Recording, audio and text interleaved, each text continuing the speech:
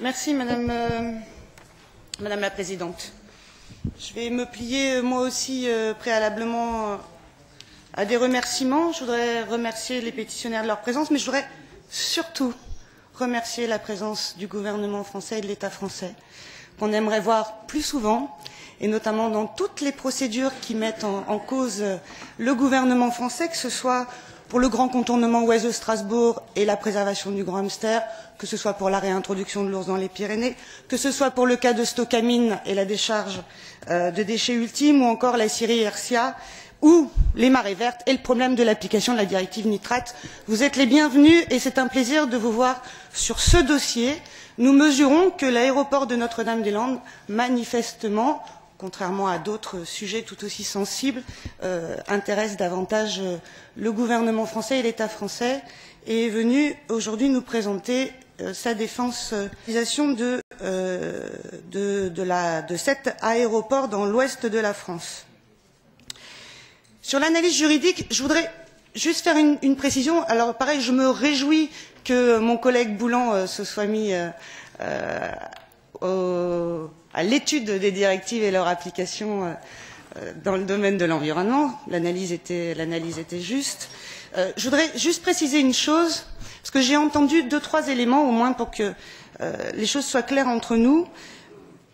Les responsables politiques, quels qu'ils soient, doivent respecter le droit. Le droit ne s'adapte pas en fonction de résultats électoraux et ne s'applique pas en fonction de résultats électoraux.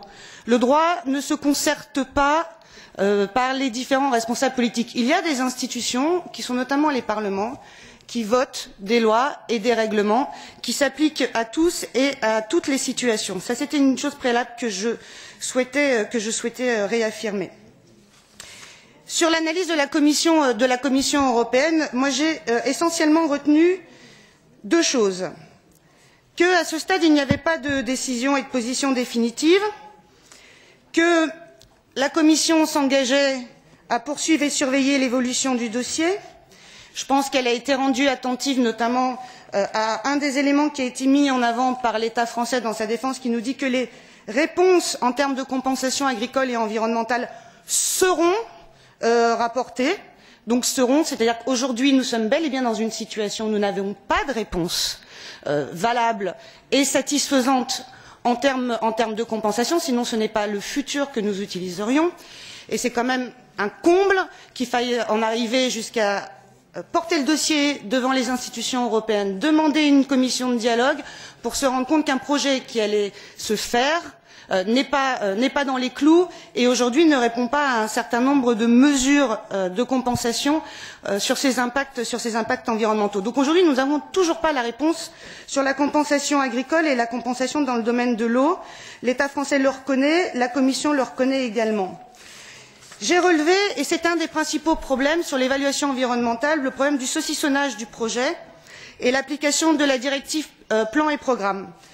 La Commission européenne nous dit à ce stade, il est difficile d'engager une procédure d'infraction sur le cas de l'aéroport de Notre-Dame-des-Landes, mais il y a déjà une procédure d'infraction engagée contre l'État français pour non-respect de ces directives.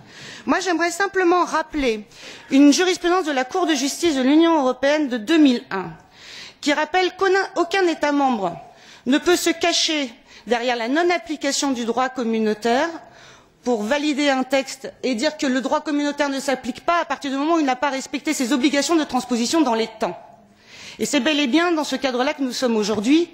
Donc, par ricochet, la procédure d'infraction contre la France pour non-transposition dans les délais de la directive plan et projet devrait nous conduire, et naturellement et juridiquement devrait conduire la Commission européenne à considérer que l'aéroport et le projet de Notre-Dame-des-Landes, ne respectant pas les dispositions d'une directive qui n'a pas été transposée mais qui aurait dû l'être, par conséquent, n'est pas conforme au droit communautaire. Ça, c'était pour l'analyse juridique et je voulais simplement revenir sur ces grands points. Je pense que nous aurons l'occasion du débat.